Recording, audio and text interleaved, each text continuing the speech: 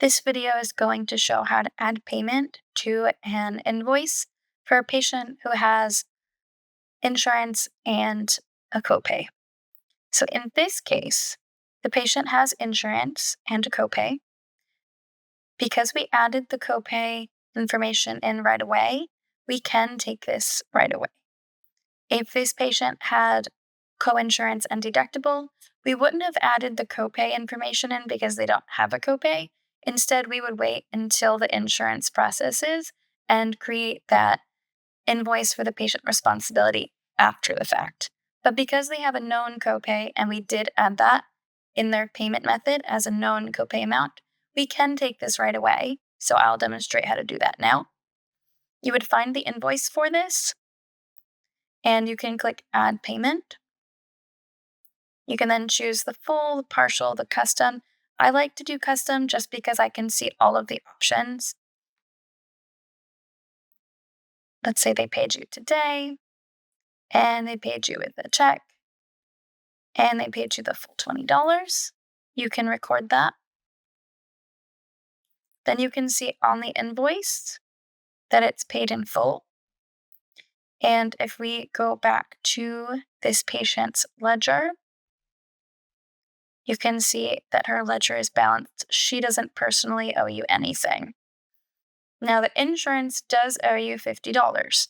So let's say a few days have passed and the insurance sends you an EOB or a PRA in the mail or in the portal. You can go ahead and record that manually.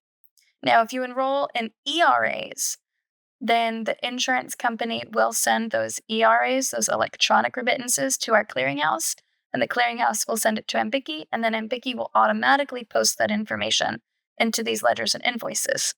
However, we're going to demonstrate how to do it if you did not sign up for ERAs and you are doing this manually from a separate invoice and PRA or EOB you have gotten. You'll find the invoice. You can find it here, or you can click on invoices and find it here. Either way will get you. So we're going to click Add Payment. Again, I like to do custom. This is especially important if they didn't pay you the full $50 because there was an adjustment amount. So I'll click this one. And now I want it to match my EOB exactly. So let's say I got my EOB yesterday and they paid me $10. I'll add the $10 here. Going to add the adjustments that they have listed. So in this case, we had two adjustments. The first adjustment was that patient responsibility. It was that copayment, and they said, yes, this patient owes you $20. And then we had another adjustment due to the contractual obligation.